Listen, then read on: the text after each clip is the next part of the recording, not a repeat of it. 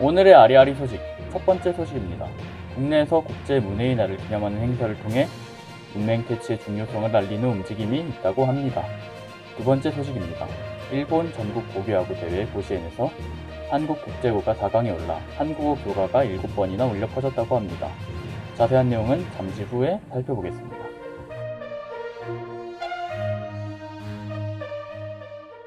안녕하십니까. 한글과 한국어에 대한 흥미롭고 중요한 소식을 전해드리는 시간 아리아리 소식을 진행을 맡은 김미르, 윤영우입니다. 그럼 본격적으로 아리아리 소식 시작하겠습니다. 오늘 첫 번째 소식도 돌발 문제와 시작할게요. 미르 씨, 9월 8일이 무슨 날인지 알고 계신가요? 올해 추석은 21일이고 한글날은 10월 9일인데 글쎄 무슨 날이죠? 정답은 바로 국제문해의 날입니다. 유네스코에서 문맹 퇴치의 중요성을 일깨우기 위해 제정한 기념일이라고 합니다. 그런데 우리나라는 문맹률이 낮은 편으로 알고 있는데 우리나라와는 좀 거리가 먼 이야기 아닌가요? 맞아요. 한국은 문맹률이 낮은 편이죠. 하지만 문맹률에 비해 문해 능력 수준이 낮아 안심할 수 없다고 해요. 결코 먼 이야기가 아닌 거죠. 그래서 국내에서도 국제문해의 날을 기념하는 행사를 통해 문맹 퇴치의 중요성을 알리기 위한 움직임이 있었어요. 자세한 소식은 이원석 기자가 전하도록 하겠습니다. 이원석 기자, 네, 이원석입니다. 우선 국제문해의 날 설명해 주실 수 있나요? 네, 국제문해의 날은 매년 9월 8일로 1965년 11월 17일부터 유네스코가 문맹 퇴치의 중요성을 알리고자 지정한 기념일입니다. 국내에서는 국제문해의 날과 발맞춰 문맹 퇴치의 공로가 있는 기관 또는 개인의 유네스코 세종대왕 문해상을 별도로 수상하고 있습니다. 네, 그렇군요. 그런데 우리나라 비문해율, 즉 문맹률은 현저히 낮지 않나요?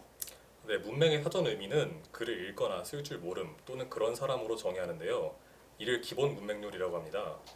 실제로 최근 한국교육방송공사가 2020년 2월 26일에 방영한 내용을 보면 우리나라 학생들의 기본 문맹률은 1%에 가까웠습니다.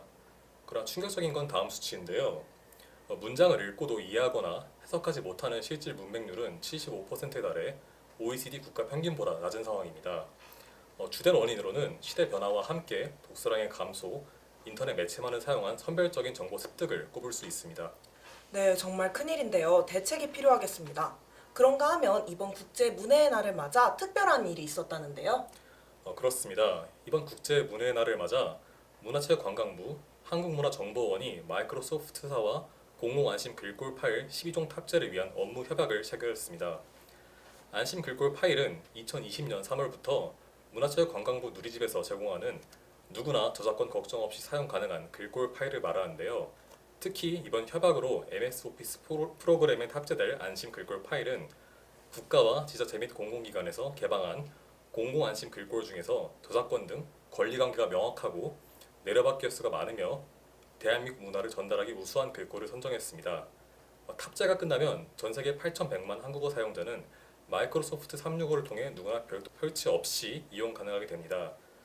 오영우 문화체육관광부 제1차관은 마이크로소프트의 협력에 감사드린다며 앞으로 건강한 글꼴 문화 전파와 한글의 매력을 세계에 알리기 위해 노력하겠다라고 전했습니다.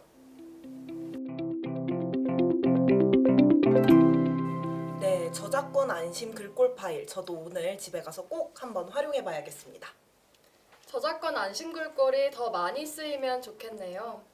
용호 씨, 혹시 야구 좋아하세요? 네, 저 야구 직관하는 거 정말 좋아해요. 안 그래도 곧 있으면 가을 야구 개막인데 아무래도 코로나 때문에 직관 못할 것 같아서 너무 아쉬워요. 네, 저도 야구는 잘 못하지만 야구 경기 보는 건 정말 좋아하는데요.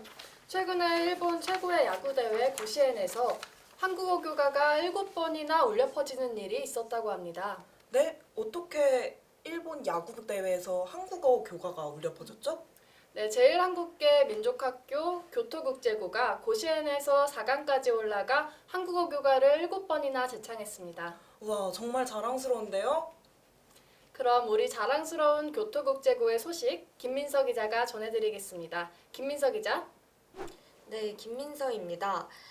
교토국제고는 여름 고시엔으로 불리는 이 대회에 사상 처음 출전하고도 연승을 거듭했는데요. 한국어 교과로 되어 있고 가사에 동해가 포함되어 있어 더 큰 화제가 되었습니다. 교토국제고에 대해 간단하게 설명을 드리자면 교토국제학원이 운영하는 한국계 학교로 현재 일본 국적을 갖고 있는 40명이 야구팀에 소속되어 있습니다.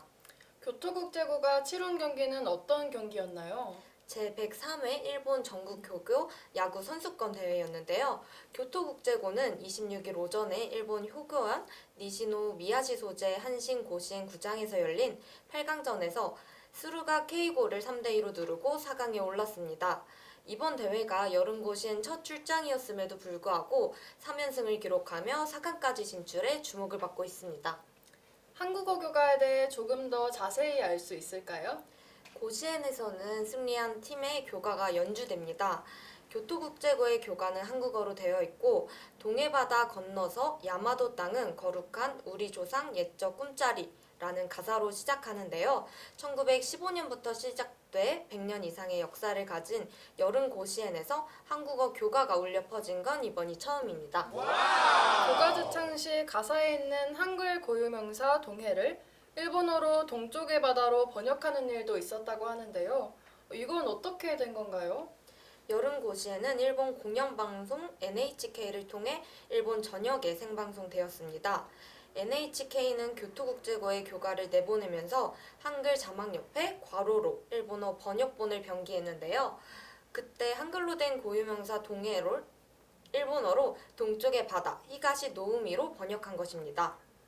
미르 씨가 소개한 소식을 끝으로 이번 아리아리 소식 마치겠습니다. 재밌게 보셨다면 좋아요, 구독 알림 설정까지. 부탁드릴게요. 그럼 저희는 다음에 더 재미있고 유익한 소식으로 만나요. 안녕.